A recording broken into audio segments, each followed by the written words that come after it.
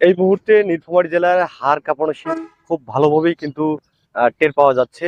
গত কয়েকদিন ধরে আহ, ভোর থেকেই ঘন কুয়াশা পড়ছে, সঙ্গে কিন্তু ঠান্ডা বাতাসও বইছে। এর ফলে সকালবেলা এখানকার মানুষের হওয়া অনেকটা কষ্টের হয়ে পড়েছে। বিশেষ করে ভোরের দিকে ঘন কুয়াশার কারণে এখানে সূর্যের দেখা অনেকটা দেরিতে মিলছে।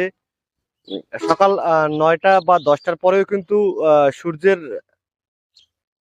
আহ, সকাল ৯টা বা ১০টার আগে পর্যন্ত কিন্তু রাস্তাঘাটে আমরা দেখেছি যে কুয়াশা থাকছে। এতে করে মানুষের স্বাভাবিক যে চলাফেরা এটি কিন্তু অনেকটা ব্যাহত হচ্ছে। আবহাওয়া অফিস সূত্রে আমরা জানতে পেরেছি যে গত কয়েক সপ্তাহ আগে থেকে এই নীলফামারী জেলার তাপমাত্রা ৯ থেকে ১০ ডিগ্রি সেলসিয়াসের ঘরে অবস্থান করছে। তবে গত ২ দিন থেকে তাপমাত্রা কিন্তু কিছুটা বেড়ে আহ, ১০ থেকে ১১ ডিগ্রি সেলসিয়াসের ঘরে আম, আছে। আর এই শীতে সবচেয়ে বেশি কিন্তু ভোগাচ্ছে খেটে খাওয়া মানুষদের, বিশেষ করে দিনমজুর, ভ্যান চালক, রিক্সা চালক ও কৃষি শ্রমিকরা কিন্তু বিপাকে পড়েছেন।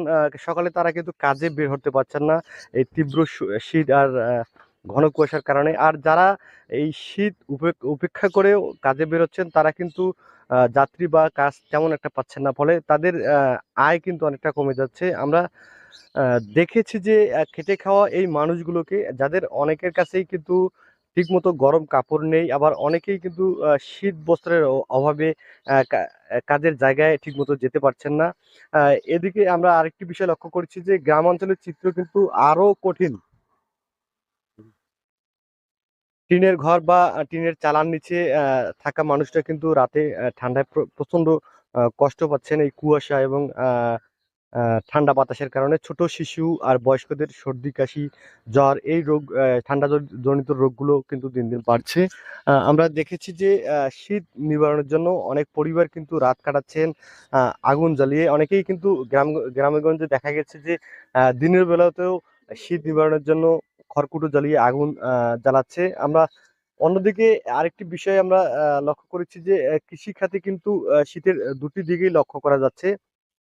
একদিকে শীতের কারণে কিন্তু সবজি চাষে কিছুটা সুবিধা হচ্ছে, অন্যদিকে কুয়াশা বেশি থাকায় বড় বীজতলা ও সবজির কিন্তু ক্ষতির আশঙ্কাও রয়েছে। তাই কৃষকরাও কিন্তু তাদের চাষাবাদের জন্য আবহাওয়ার যে গতিবিধি সেটির দিকে সতর্ক নজর রাখছেন। এদিকে শীত নিবারণে আমরা দেখতে পেয়েছি জেলা প্রশাসন ও বিভিন্ন সামাজিক সংগঠনের পক্ষ থেকে কিন্তু শীত বস্ত্র বিতরণ করা হচ্ছে। তবে এই শীতবস্ত্র কিন্তু প্রয়োজনের তুলনায় অনেকটা অপ্রতুল। তবে স্থানীয়দের অভিযোগ যে এখনো কিন্তু অনেক শীতার্ত মানুষ সেই সহায়তা পায়নি। একটি বিষয় আমি জানিয়ে রাখি যে উত্তরের জেলাগুলো, বিশেষ করে নীলফামারী, পঞ্চগড়, দিনাজপুর, এই জেলাগুলো মূলত হিমালয়ের পাদদেশে হওয়ায় ভৌগোলিক কারণে শীত কিন্তু অনেক আগে ভাগেই চলে আসে এবং দীর্ঘ সময় ধরে এই অঞ্চলে কিন্তু শীত থেকে যায় এবং শীতের প্রকোপও কিন্তু অনেক বেশি হয়।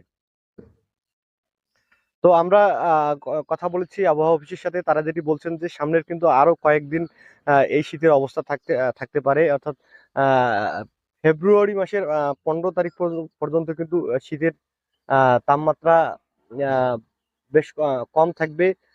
আমরা একটা বিষয় আমরা জানি যে তাপমাত্রা যদি 10 ডিগ্রি সেলসিয়াসের নিচে নেমে যায়, তাহলে কিন্তু সে এলাকায় সেটাকে মৃদু শৈত্যপ্রবাহ বলা হয়। আবহাওয়া বলছে যে ভোর তাপমাত্রা হয়তো ফেব্রুয়ারির দিকে কিছুটা বাড়লো, তবে ভোর আর সকালে কিন্তু কুয়াশা আরো ঘন হতে পারে। তাই প্রয়োজন ছাড়া খুব ভোরে কিন্তু বাইরে না যাওয়ার পরামর্শ দিচ্ছেন চিকিৎসকরা। শিশু বয়স্কদের দিকে বাড়তি নজর দেওয়ার আহ, কথাও কিন্তু বলা হচ্ছে। সব মিলিয়ে আসলে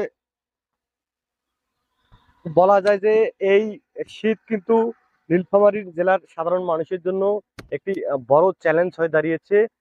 সাধারণ মানুষের জীবন যাপনের সঙ্গে এই শীতের প্রভাব কিন্তু আমরা পরিষ্কারভাবে লক্ষ্য করেছি। শীত নিয়ে নীলফামারী থেকে এই ছিল আমার কাছে সর্বশেষ পরিস্থিতি।